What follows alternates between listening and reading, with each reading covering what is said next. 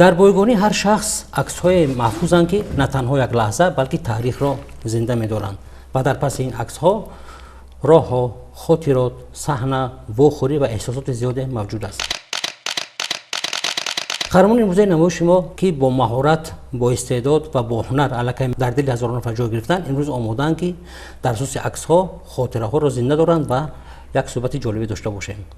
меҳмони навбатии намоиши сафаргуфтаҳо устод Лутфулло Давлатзода. хуш омадед устод. ташаккур. чун гуфтем ки намоиши мо дар асоси аксҳо сурат мегирад ва ман мебинам ки шумо албомҳои хеле зиёде доред. умуман шумо аксгириро дӯст медоред ё ки чӣ хел аст ё ки ҳамин баъзан табиатан ҳамин хеле ҳолатҳое мешавад ки лаҳзаи аксгирӣ ба миён меояд. суратгириро ҳама дӯст медорад. алал хусус даврое ки мо масалан ҷавон будем дар мактаб мехондем дар деҳаи мо як акай Саид гуфтани одам буд. хонаш паси дари хонаи ҳамин хел навбат месод мардум ки сурати мо гирад. ак суратаку мегирифт бо кай вай тайёр мешуд мо ки як моҳ мегузашт. ҳамин хел мунтазири интизориҳои зиёд буд ки ҳамин сурати худамона бинем. шумо ҳам дар ҳамун навбат будед? навбат аку яке аз ҳамон фаъолои навбат ман будам. ҳавас доштем ҳамин суратгирӣ. баъд як давраи масалан ваи сурат дар ҳамин ки 5 сол пеш сурати 5 сол пеша бинеду ҳозира бинед фарқ аст. худи одам умри рафта истодагиша масалан аз ҳамон сурат ҳис мекунад. сеюм ки масалан даврое ки солҳои давраи шӯравӣ буду мо сафарҳои ҳунарӣ мерафтем ҳама аз мо соядаст мегирифтанд. ҳозир куҷо намеред сурат сурат барои ҳамин албомҳо ҳозир ма як қисми ночиз оварда мешавад. ҳамин хеле як чанд албомҳои калон дар хона ки ҳамана бардоштам. яъне ки ҳамин расм ҷои соядаст эваз кард. хуб акай Лутфулло ҳамин вақте ки шумо аксҳои масалан пешин фарз кардем аксҳои давраи кӯдакӣ ё ки ҷавониро мебинед ҳамун кадом хотираҳо пеш назар мебиён? акун вақте суратҳои инҷа ҳозир як сурат доштам ман таърихӣ амина кофта ёфта натонистам ростига ба ҳамн намедонам 6 моҳа ё 7 моҳа дар дасти модараму падарам амина кофтем наёфтем хай ваям куҷое ҳаст. вай расма мебинам ин ҳамин набераҳое ки ҳозир нав як набераи 6 моҳа дорам ҳамина мегирам айнан ҳамн ёдамба меояд ки масалан вақташта мо ҳам хеле будем. баъд бо дигар расмо он вақт мегум ку дар деҳа суратгиро аз дигар ноҳияҳову шаҳрҳо мегаштанд мисли чиз сурат гирифта баъди чанд вақт бо суратҳоро тайёр карда меоварданд. ҳамин хел суратҳое ҳаст ки вақте масалан мебинед хоҳед нахоҳед давраи ҳама кӯдакиву давраи дар иҳотаи фарзандои падар дар иҳотаи падару модар будани худата як бори дигар ба ёд меорӣ чизи хуб аст. ва чун намоиши мо сафаргуфтаҳо ҳаст сафари аввалин дар ёдатон аст?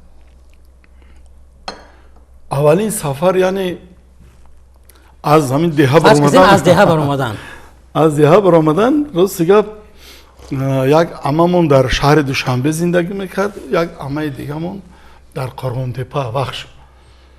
ҳамин аввалин бор ёд дорам ки як 5 сола ё 7 сола 6 сола аз ноҳияи Данғара поезди вай мерафт ҳамина русиқати ускакалейка мегуфтанд яъне ҳамон релсош майда буд лекин мерафт. ман ҳамон қати як филм ҳам аст дар бораи ҳамон филми бародари русиқати братан тоҷик филм гирифтагӣ ана ҳамон айнан ҳамон қати падару модар мерафтем хонаи амам Қорғонтепа. ёд дорам ки дар роҳҳо ҳамин истгоҳҳо да месод ҳамин поезд давида кӯдакҳову одамо омардан пирашкӣ мефурӯхтану писта ҳамели писта меовардан. ҳамин хел як давраи фаромӯшнашуданӣ буд. ҳозир роҳҳо замон писта рехтагӣ ин кайфията надорад чӣ хеле ки он вақт буд. ҳамин аввалин сафари ман ҳамн поезд қатӣ ҳамон поезди хурд қатӣ мо ба ноҳияи Вахш рафтем. аввалин сафаре ки аз деҳа баромадем ва хел мекардем ки деҳаи мо дунё аст. баъд бо дидем ки бо дигар шаҳрҳо ҳам будааст. ҳамини сафари аввалинам. хуб агар ҳамин харитаи сафарҳои шуморо пеши назар биёред, масалан ба куҷо сафар кардед? хай тоҷикистон ку ба назарам тамоми гӯша кунори тоҷикистонро гаштед. бисёр ҳа ман фақат аз тоҷикистон ҳамин номаш пештар тавилдара ҳозир сангворро надидам, мурғобро надидам, ҳамин ду ҷо ё се ҷо нарафтем. Дигар тамоми гӯшаву канори тоҷикистон на як бору чандин борҳо рафта бо тақозои вазифа касбу кормон сафарҳои ҳунарӣ доштем. ёру дӯстон хеш таборон хеле бисёр рафтем. лекин аз тоҷикистон масалан худи аз тоҷикистон берун рафтанам ҳамун давраҳо қариб ки набуд. фақат шаҳри Москав пойтахти иттиҳоди шӯравӣ ки буд, ҳамин филми воқеъ дар аэропорт дар онҷа ман як лаҳзаина вай доштам. барои ҳамин мо рафтем Москав, барои ҳамун як лаҳзаина нақш. баъд бо намоиши эдип шоҳ эдип дар таҳияи устод Ҳошим Гадоев, ҳамин қатъи мо рафтем рӯзҳои фарҳангу адабиёти Тоҷикистон дар Москав буд рафтем. ҳамин дур монем Москав рафтагим. масалан ҳазор бор шукр ки соҳиб истиқлол шудему. баъд роҳҳову марзҳо барои мардум озодтар шуд. қариб ки чандин давлатҳои хориҷам рафта омадем. мегардем ба ҳунари шумо. аллакай шумо як нафаре ҳастед ки ҳама шуморо хуб мешиносанд, ҳурмат мекунанд, истеъдоди шумо бохабар ҳастанд. ҳунар орзуи кӯдакӣ буд ё ки баъд роҳ овардед ба ин?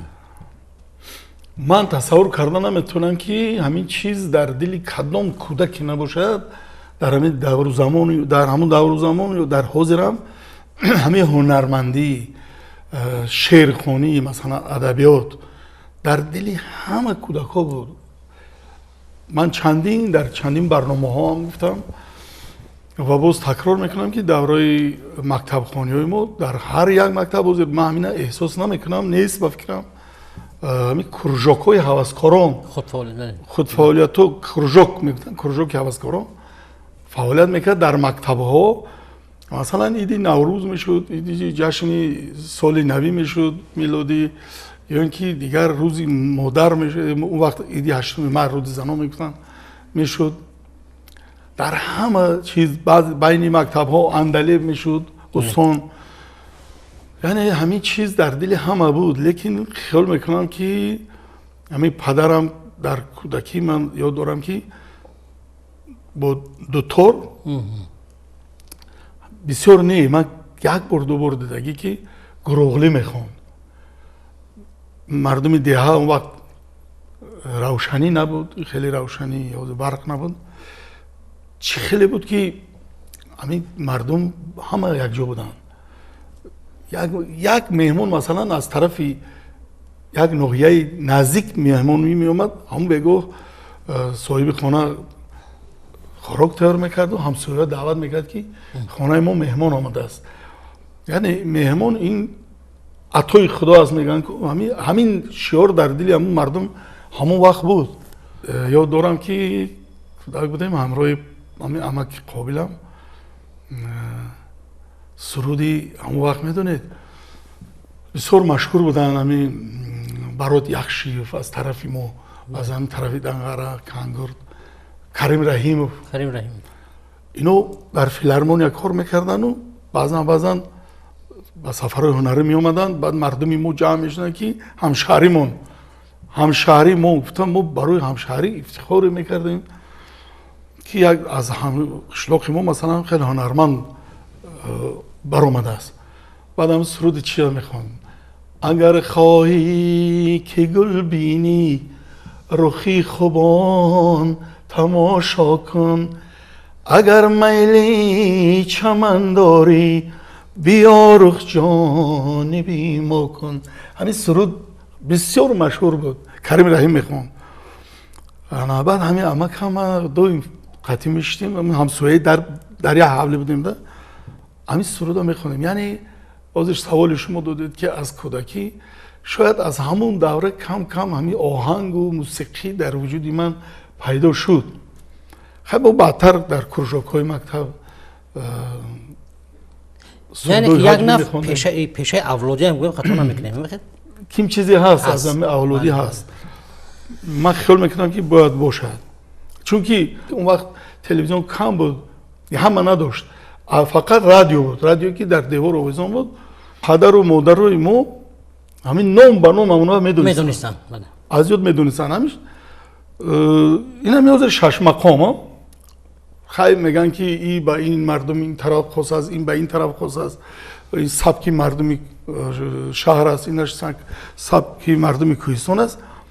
این گپا نبود، اما دوره هممون اینمی تا حاضر من شش مقام برای من از همه والاترین موسیقی حساب میشود. یعنی حاضرم بعضا خانه هم اشتگی باشد، من در تلفنم این به نزدیکی گذشته روز شش مقام در خوجند همین خیلی به درجه عالی سرودو هم میمونم گوش میکنم. بچه هم بعدا حیران میمونم، میگن که من میگم شما نمیدونین این چیزا، ما او از دوره کودکی در خونه پوستیمو در اومدگی. برای همین حاضر یک کم خیلی شد که موسیقی تازه توجیکی کسبی جوش کمتر ایواز کرد، خیلی سرودای سبک بسیارتر شد. مثلا بعضا میبینیم در این اینترنت ها چنان زن ها و یک گپا و یک کارو مثلا این قابل قبول نیست. البته نه که ما باید فرزندای از همین کودکی موسیقی اصیل، مثلا دانشمندای اروپا و روسیه و دیگه جو فرزنداشون دولت‌های ترقی کرده دنیا همشون در مکتب‌های موسیقی میمونن.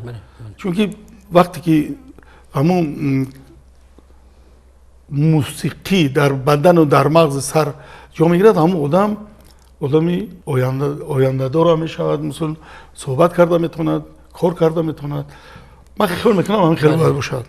و آهسته آهسته برمیگردیم باز از کودکی به جوانی با این صنعت. خوب حاضر دانشکده فرهنگ و هنر است، با تفسیر آمدید یا که علاقه همون شفق شما رو آورد همینجا داخل شدید؟ اما تلویزیون نه پیدا شد. همین اکای عبیدالله رجبوف همون وقت سر کرد آغاز کارم، ممکن همون 30 ساله 35 ساله بود.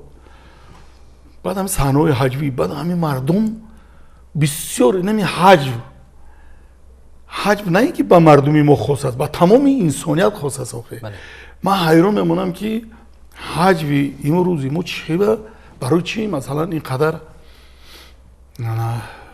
کم صفت شده است، اونقدر روش نکرده شده است. مثلا همون وقت عبیدالله بعد میبرآمد همه میرفت تماشا میکرد. بعد یک معلم داشتیم خدا رحمت کنه، سفر مجید، بسیار معلم های اون وقت عجایب معلم بودن، نمونه عبرت تمام جمعیت بودند و معلم ها. بعد من گفت که لطف الله گفت قد و قامت داری، سواد هم داری، ما مکتب نقد میخوندیم، نمیره اکتور شوی. ما گفتم اکتوری من اونجا چی خیلی میدارم.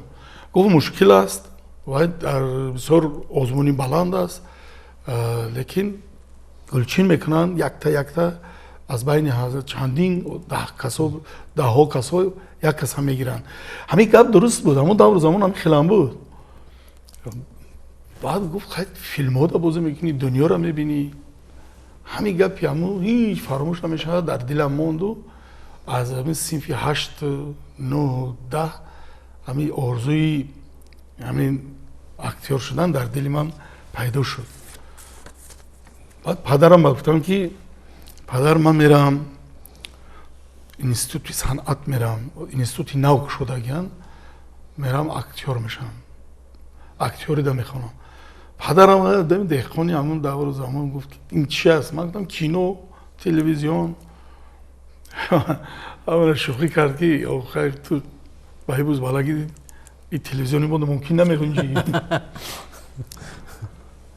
بعد پدرم منو گرفت آورد همین اینستیتوت پیش معلمت خدا رحمت کند تمر مقسوم عبدالشکورова حاضر امتحانو یک ماه پس من صنف 10 میخوندم تمام کننده بودم ده همونجا من معلمت دیدن گفتن میشود سوالای مکتبی دادن دایر پروگرام مکتب من میدونستم جواب دادم لیکن درباره من کسب و کاری همین اکتوری سوال دادن ستانیسلاوسکی کی است نمیروش دانچون کی است مثلا رژیسورای مشهوری سویتی کی است چیزا رو ما میگم که اونقدر وای نمیدونستم گفت انا اینا یک ماه وقت داره کتابی ستانیسلاوسکی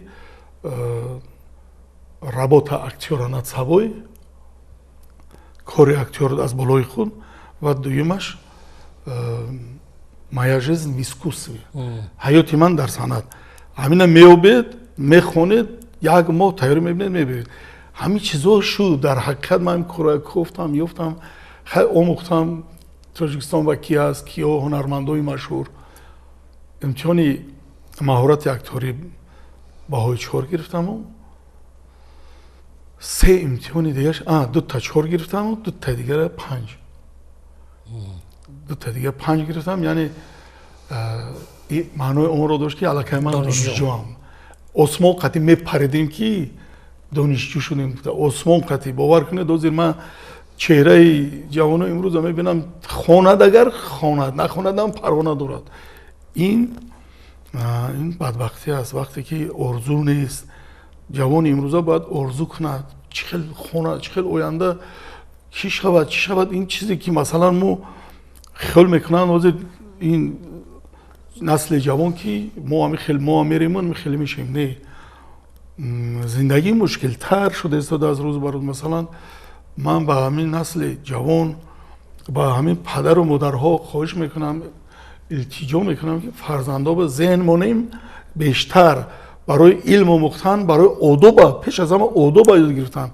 اصلا درست گفتید لیکن برای هنرمند شدن خصوصا برای اکتور شدن سیمای ظاهری خیلی نقش می‌بازد و شما واقعا هم سیمای شما رو هر کسی می‌بیند همون وقت هم تو حاضره یعنی که معلوم است که یک هنرمندی ورزیده هستید و دیگر مثلا علاقه شما در دوران دانشجویی در صحنه بازی می‌کردید در صحنه ها این ببینید در این جواز آلبوم من صحنه‌هایی که مثلا در دوره دانشجویی ما همین صحنه در صحنه‌ها می‌آفریدیم صحنه‌های مستقل رو می‌آفریدیم اینا مثلا اینجا ببینید اینجا نقش کار دیپلمی ما مثلا از اسپکتاکل زنگیری گوگل دراماتورگ و نویسنده روز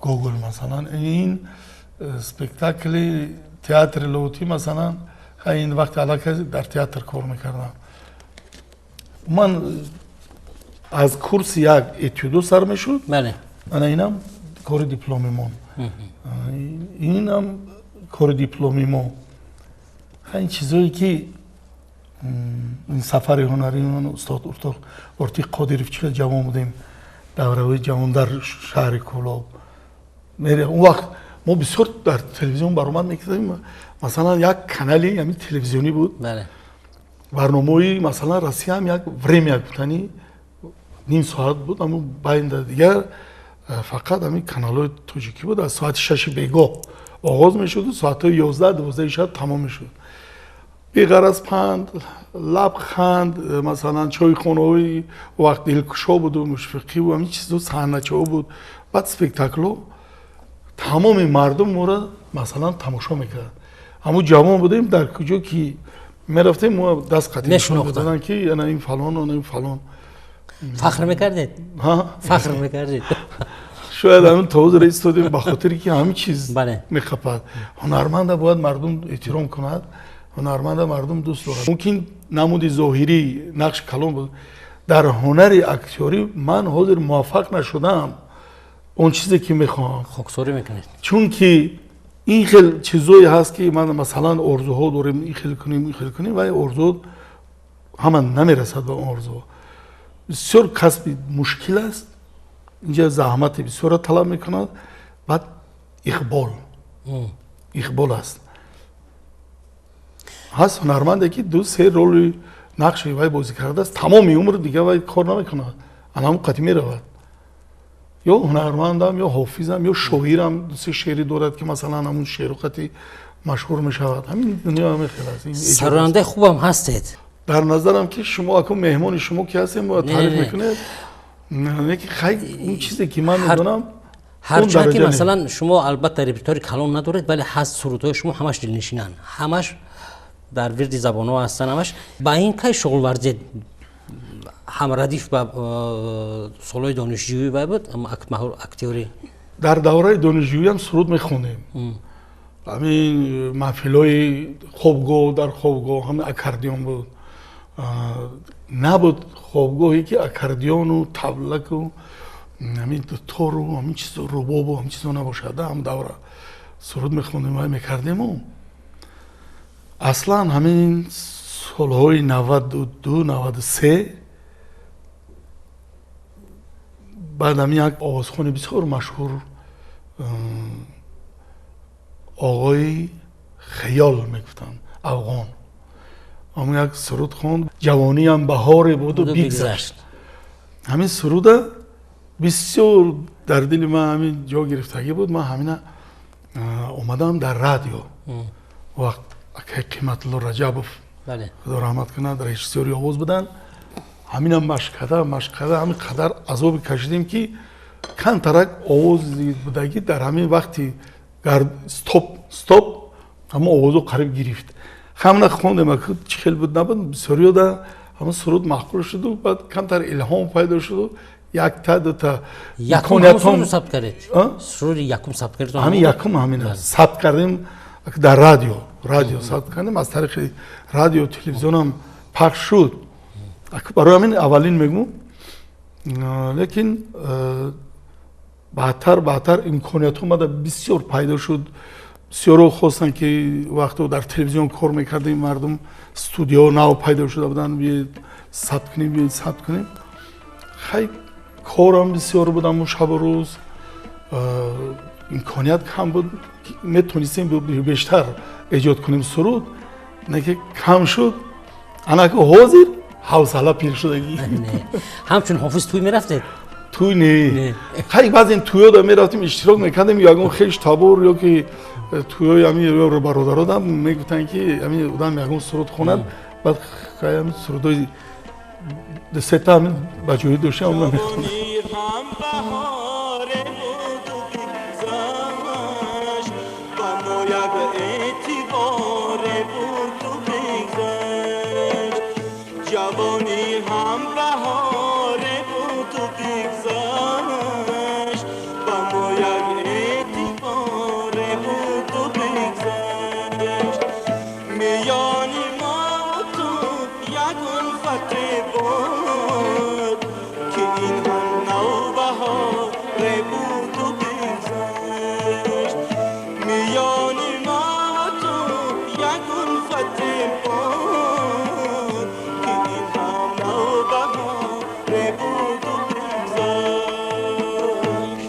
чанд сол пеш як суруди бисёр хуб офаридед бар матни Давлат Сафар, суруди модар. суруди модар, бале. ва як суруде ки воқеан дар дили ҳама нишаст ва клипи хубам кардед. ман гумон мекунам ки ҳамин агар як чизи хубе пайдо шуда бошад ва дар дили мардум ҷо гирифта бошад, инам як чиз аст, ҳамон меҳри модар. калимаи модар ба ҳамин нест инсоне дар рӯи дунё ки ҳамин калима дар дилаш ҷо нагирифта бошад. вақте ки ман дар бораи модар гап занам, гирья мекунам. масалан дар бораи модар суруд ки хондед вай самимӣ бояд барояд, шеър нависед агар бояд самимӣ барояд. ман гумон мекунам ки ҳамин агар ҳамин суруди модар камакак хуб шуда бошаду дар дили мардум ҷо гирифта бошад, ин аз сароидани манам набошад, аз ҳамин меҳри модар аст. самимият аст. самимияти набуд ба модар. خاکستری غم باشم به خاکی درد مادر، از فیضی دعا کردم نخلی ثمرت مادر، از فیضی دعا کردم نخلی ثمرت مادر، گهواره خوابم کو تیفلی حواسم بدار گهواره خوابم کو تیفلی حواسم بدار سر در سری زانویت قربانی سرت مادر سر در سری زانویت قربانی سرت مادر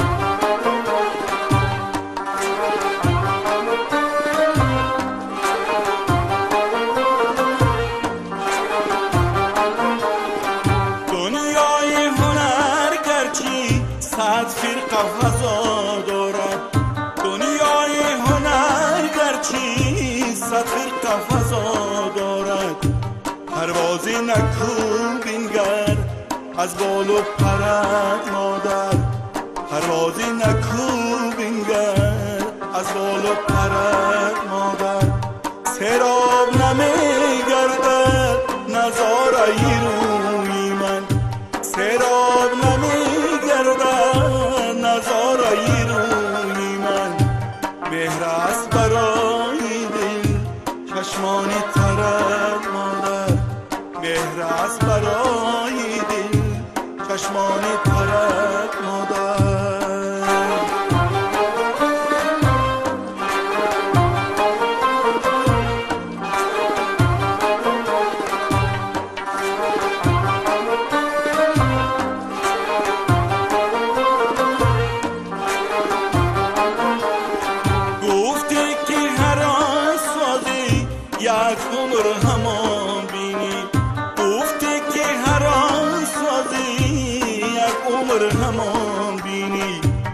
صدقه به پیمانی امداد گرد مادر من صدقه به پیمانی امداد گرد مادر شاه از لطف تو فرمانی فرا گیرد شاه از لطف تو فرمانی فرا گیرد یک عمر غلام باشد جان و جگرت مادر یک عمر غلام باشد جان و جگرت مادر خاکستری غم باشم به خاکی درت مادر از فیض دعا گردم نخلی ثمرت مادر از فیض دعا گردم نخلی ثمرت مادر گهواره خوابم کو تیفلی حواسم بدار گهواره خوابم کو تیفلی حواسم بدار سر در سری زانویت قربانی سرت مادر سر در سری زانویت قربانی سرت مادر قربانی سرت مادر البته با تئاتر سفر زیاد کردید لیکن کدام سفر در روز شما مونده است ما با تئاتر مثلا با تبلیسی سفر کردیم همون دوره با اسپکتاکلی تودر یا کاران در تهیه خدا رحمت کند فرخ قاسمov بسیار یک حالت مشکل بود لیکن رفته اشتراک کردیم در فستیوال بود دویم سفر ما با ایران بود اون وقت رفتن با خارج از کشور بسیار یک دنیای دیگر بود برای ما اینقدر یک دنیای دیگر بود رفتیم با ایرانی که تهرانی مخوف خوانده بودیم و کینوی چی میگن پلنگ مازندران دیده بودیم و فیلمی شب دراز یعنی دولگه نوش میگفتن گوگوش اون دیده بودیم ارزوها میکردیم که ایران رفتیم دیدیم با تئاتر در با سپکتاکل بهرام چوبین از روی اثر فردوسی در تهیه استاد تورخان احمدخان بسیار یک سفری موندگار خاطرمان بود بعد برای مسکو گفتم که یک چند بار رفتیم با همین سفر بیرون از خارج شما وقتی که دانشگاه ختم کردید شما اصلا باید که برای کار با تئاتر کنیم آدم میرفتید؟ بله. رفتید؟ ما رفتیم اون وقت میگم که از برای همین تئاترهای منطقه ها همین خیلی یک وزارت فرهنگ قرار برآورد که مثلا در شهر کلوب هم تئاتر خلقی دولتی، در شهر کانیبادوم هم، در ولایت سوغد عموما، در شهر خوجند و دیگر جاها که هست کادر نمیرسید. برای همون سال من انتخاب دانشجو برای تئاتری ماز کانیبادوم بود که ما اومدیم. من خدا رحمت کند خرما شیرینوف از بدخشان بود. من مثلا محمود جان علیزاده حاضرم در تلویزیون چندین سال کار کردم. انا با یک چند نفر بودن که از دیگر منطقه بودیم. ما را گفتن که شما استید سال دیگر بیایید. اون دور سال دیگر اومدن این دهشت بود. مثلا چخیل گشته دیه میروید. بعد روزی شدیم نوشتیم که حتما بعد ختمی دانشکده ما میریم در تئاتر کانیبادوم کار میکنیم و این یک دوره بهترین حیاتی من بود که کانیبادوم رفتیم. حالت اونجا این خیلی بود. بعد اونجا با خدمت عسکری گرفتن، رفتیم به خدمت عسکری. بعد اومدیم. در اونجا خدمت کردید؟ در شهر استوپینه مسکو. پد مسکو چی میگن همون؟ ولایت مسکو. در همونجا هم به نظرم که با هنر در اون خدمت حربی هم من اینجا یک رسم هم داشتم نیفتم. در اونجا در سال 9 میلادی من نقشی بابای برفی من با دادم. اونجا خیلی میدونستن که من اکتوری خوندگی بابای برفی و بعد یک اینترمدیایی وسیلی تیار کردن از یاد کردن به زبان روسی که اونقدر سوز گپ زدن نمیتونستم هم وقت هم حاضرم. نه که همین من برآمد کردم. بعد همین برآمد خوبم در همون صحنه بعد من بعد 6 ماه خدمت با چیز رام کردن رخصتی، یعنی با اتپسک. بعد 6 ماه که خیلی بعدم کم میشد که 6 ماه پس عسکر مثلا اتپسک دادن به وطن. برای هنرمند هم برای نقش آفریدن یا هم برای سرود خواندن چی از همه مهمتر است با فکر شما؟ هم برای نقش و هم برای سرود خواندن. حاضر شما من قطیم 1 ماه یا 2 ماه شد که همین مسئولیت که همینجا یک صحبت کنیم. همین هم مشکل است. این کاری آسان نیست. همین شبم چند بار یادم من رسید که پگاه ما چخیل میریم اینجا صحبت چخیل میشده باشد، آیا میشود آیا نمیشود. همین هر یک کاری که هست در کار ساحه در دنیای ایجاد مشکلی دارد. نقش آفری هم مشکلی دارد، سرودخوانی هم مشکلی دارد. این در نظر مردم آسان میتابد، نه که بسیار مشکل است. این جوابگری است، امتحان است نزدیک تماشابین. مثلا برهان رجبوف هنرمندی بسیار مشهور داشتیم، یک استاد بودن و بسیار مشهور بودن. یک گپشون هیچ فراموش نمیشود که میگفتن که من صدها نقش بازی کردم و هر یک بار به صحنه پیش از به صحنه برآمدن دلم میزند. یعنی مسئولیت است. مسئولیت است. کاری آسان نیست. مسئولیت است. خوب، شما رو بیشتر با جیانی خیره و با همون سپکتاکل تلویزیونی زنی آهنین میشناسن. ولی به این موضوع برمیگردیم. خیرگی های جیان خیره در خود شما هست یا فقط در طبیعت شما یا که اکنون من میگم که همه از بس که یک بچه بسیار قبیح هم باشد به صاحب در دوران شوروی این شهر دوشنبه شهر بیگانه ها بود. روس ها بسیار بودن، ارمنی ها بودن، یهودی ها بودن. همه ملت روی دنیا در دوشنبه می آمده. این جای بیگانه حساب میشد برای ما. یک بچه اومد همین شهر دوشنبه خیلی چی کار کرد چی کار نکرد، همین چقانی کرد، دلیابی کرد. من خودم هم حیران که اومده مثلا به این روز شکرانه رسیدیم. این زحمت هست و این غیرت هست و این جرأت هست و این بخت هست و این جسارت هست و این اقبال هست و این یک نظری از بالا است. این کار آسان با آسانی به دست نمیاد که فرزندای کلان کرده خواننده امروز شکرانه صاحب کار و فعالیت دارند در دولت خودمون، در مملکتمون. خیلی من خودم رو بسیار خوشبخت احساس میکنم، حس میکنم که من خوشبخت ترینم. هنوزم در بسیار جا شما رو لطفلانه بلکه اولینجان میگویم. این گپ رو از علل خصوص در همین ولایت سوخت همین خوجند میریم یا که کانی بودم و سره و هر سال میرم همونجا. راست گپ همین مردم در بازارها اولینجان من میگم که این اولینجان سال 1986 عصر گذشته بود. یعنی این سال رسو چند سال 40 سال. اون وقت یک بچه جوانی موی سر سیب سیاهی همین خرابی حاضر مسافت چیدیم موی سر سفید بردای کلوسو لیکن حاضرم منم ببینم میگن یا اولینجان. یعنی این چی است؟ همون وقت اولش که در پهلوی اکای عبیدالله بودیم، هنرمندای اون دوره بسیار مشهور بودن، سید مراد مردان و فاطمه غلامова انا خیلی زمیره یولدوش و توجی نیسو سید و اکای عبیدالله ما در پهلوی همونا مثلا ما تمامی همون شوق و ذوقی که در وجودمون بود همون ما نشان دادیم. یعنی اون کارم اصلا یک ماه کارش بالای همین نمایش رفته که بود، نمایشنامه تلویزیونی یک ماه. حتی متن بسیار بود، حتی همین خیلی بود که بعضا جمله های ما را از اون طرف سفله رو میگفتن.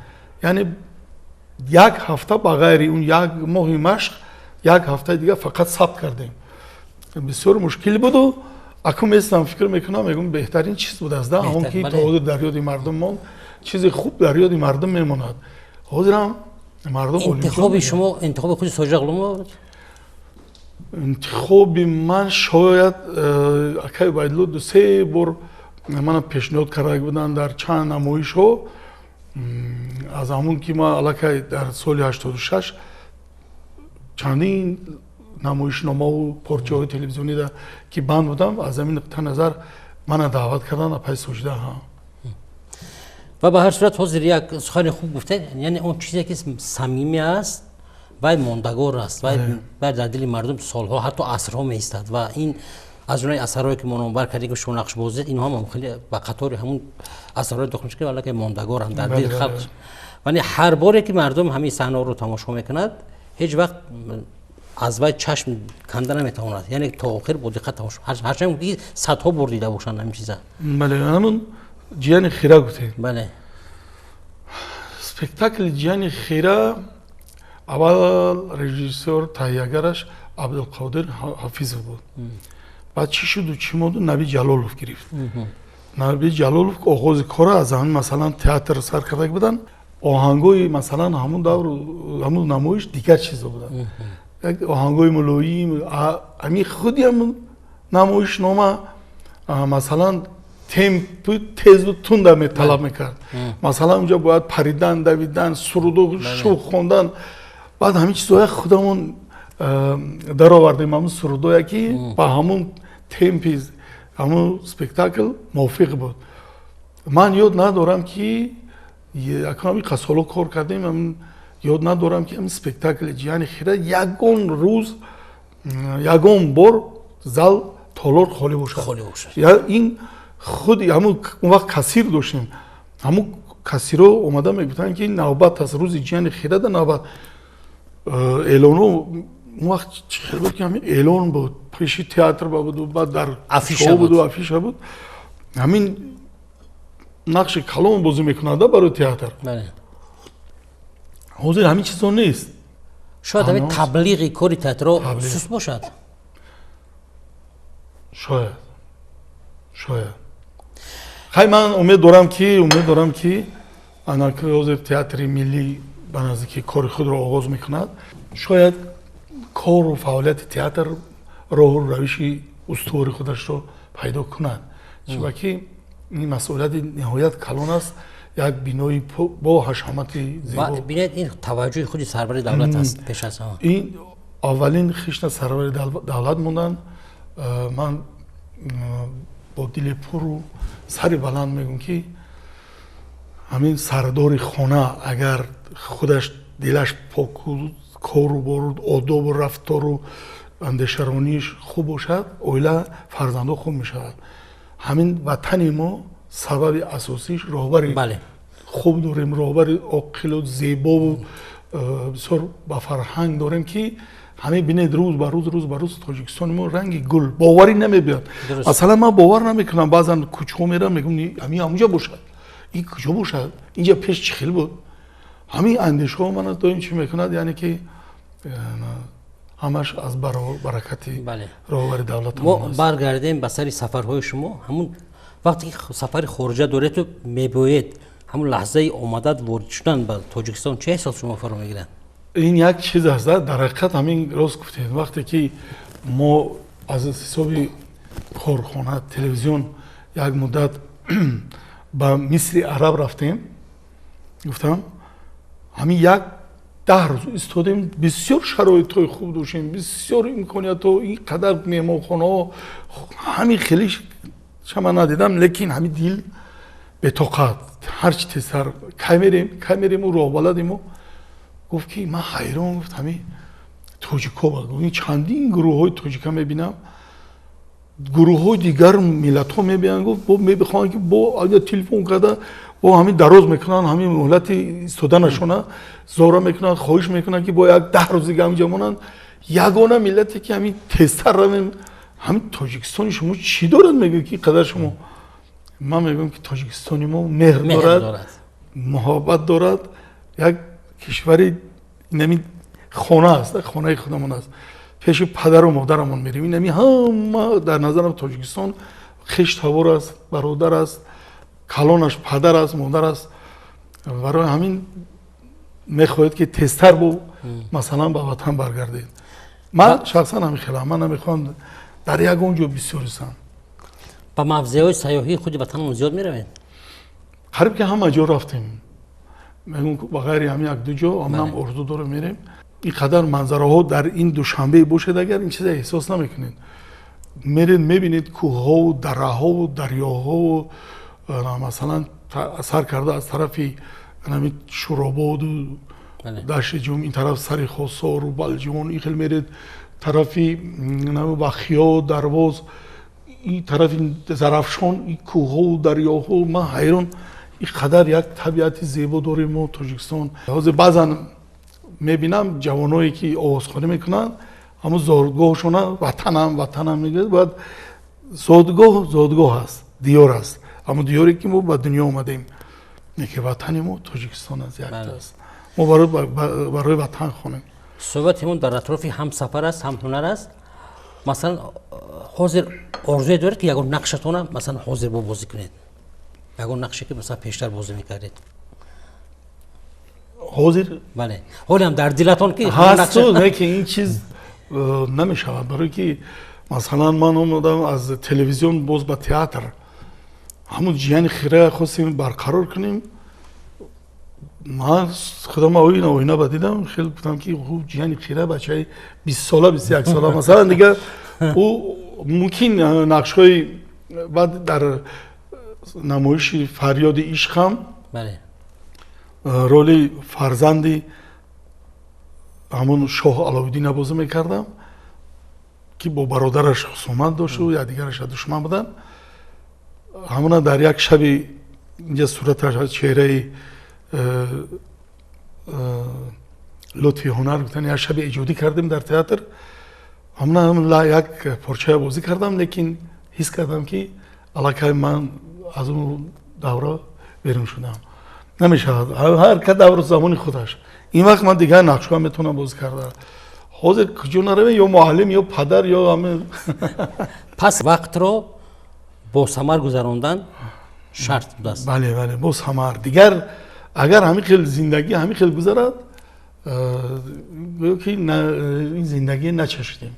من گمان میکنم که همین روز ما انسان ها این همین روز باید ناز گذرانیم وقتمون. بله. پگاه چیگاه میشود نمیدونیم، گذشته دیگر بر نمیگردد. این گپی من نیست، گپی دنیا است. برای همین با دوستانی بسیار دلکش، دلخواه، برادرای همین مثل خودت باشد шиштану дар иҳотаи фарзандову набиро боз ҳам хуштару хубтар аст масалан дар ин синни соли мо. бале бале. худатонам аксгирӣ мекунед? Не. яъне ҳарчи аксе ки доред дигаро гирифтам? аксҳое ки гирифтам дигаро гирифтам, деки худам хеле телефон қади гоҳ ягон кӯдаку чизо набошад, агар ман ҳамин корро наметавонам карда. аксгириам я ҳаваси дигар аст. бале ба мо хотир. хуб устод, мо дар идомаи намоиш як чанд савол дорем, ба таври кӯтоҳ ҷавоб гардонед. шумо ҳамеша дар роҳ бо худ чӣ мегиред, чӣ мебаред? пул бепул наметавонад одам аз хона баромада. сафаре ки бештар хандидед будам мехе сафар? сафар ба фаронса доштем ҳамроҳи ҳам журналистову ҳам чиз бисёр як сафари хотирмон гузашт. акбар саттор худо раҳмат кунад қатимон буд, шӯхиву базму бозиву ҳамин хеле як сафари бисёр аҷоиб буд. агар ба шумо интихоб монанд саҳнаи театр ё толори консертӣ? театр албатта. тӯҳфаи ғайришашмдош аз мухлисон? мухлисоне ки агар мегӯянд ки шумо дар ҳамин нашр хуб будед, беҳтарин иҷро кардед ё беҳтарин суруд хондед, аз ин тӯҳфаи баланд нест барои ман. агар гӯянд чой ё қаҳва дар роҳ? чой кабуд. мунаққиди асосии шумо кист? яъне ки хонангиёмон эрод мегирад? хонангиёмон ҳамин бачаҳом масалан оилаи ман ҳамсарам масалан бисёр вақт мегӯянд ки бас дигар чӣ кори кард накардед, синни сол рафт дигар бас кунед. ҳамин баъзан месам фикр мекунам гапи ҳамон рост бошад, лекин ин корро бас карда намешавад. масалан дар як режиссёре пайдо шавад, мегӯям як кино тайягаре ки ҳамин аз ман ягон чӣ барорад, ҳамин орзу мекунам бихоҳам ки ягон нақши ба қуввати вай бошад ки дар дили мардум ҷо гирад, дар дили худам ҷо гирад. ҳамин хеле орзу дорам. хуб ҳоло ҳам пай эҷод ҳастед, шумо пеш аз сабт ё пеш аз намоиш асабонӣ мешавед?